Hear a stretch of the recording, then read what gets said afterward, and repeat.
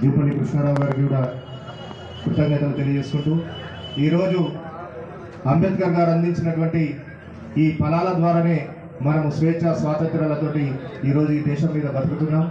ఈరోజు జరుగుతున్నటువంటి పరిస్థితులు చూస్తూ ఉంటే ఎంత దారుణంగా తయారయ్యాయంటే ప్రతి ఒక్కరం కూడా అంబేద్కర్ ఆలోచన విధానాన్ని కొనసాగిద్దాం, అంబేద్కర్ అడుగుజాడల్లో నడుద్దామని చెప్పేసి మాట్లాడుతున్నాం తప్ప ఎక్కడ కూడా అది ఆచరణలో జరుగుతలేదని చెప్పేసి నేను సభాముఖంగా తెలియజేస్తున్నాను.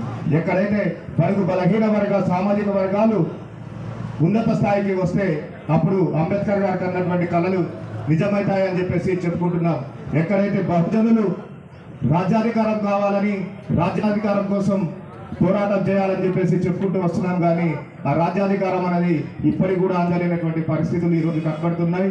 ఈ దేశ పరిస్థితులు చూస్తే కులాలను మతాలను విభజించి మనలకు గొడవలు పెట్టి ఈరోజు భారతదేశాన్ని కూడా చిన్నాభిన్నం చేసేటటువంటి పరిస్థితుల్లో ఈరోజు ఈ ప్రభుత్వం చేస్తున్నటువంటి కేంద్ర ప్రభుత్వం చేస్తున్నటువంటి ఆలోచనలు మీరందరూ కూడా గమనించాల్సిందిగా కోరుతున్నాం. అంబేద్కర్ గారు మనకు కల్పించినటువంటి ఒక ఆయుధం ఓటు హక్కు.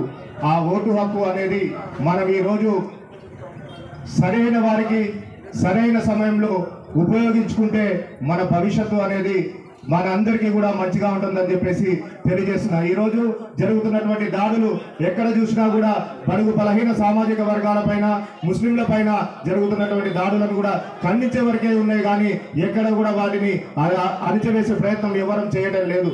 ఎక్కడ ఉన్నా సరే ఒక దళితుల్లో ఒక నాయకుడు ఎదుగుతున్నాడంటే ఆ దళితుల్లో ఎదుగుతున్నటువంటి న్యాయాన్ని గుంజేటటువంటి వాడు కూడా దళితుడే తయారైంది తప్ప వేరే వారు లేరనేది కూడా ఆలోచన చేయాలి. ఒక మైనార్టీలో కూడా ఒక నాయకత్వం ఎదుగుతా ఉందంటే అతనికి శత్రువులు ఎక్కడో లేరు, అతని పక్కనే ఉంటారనేది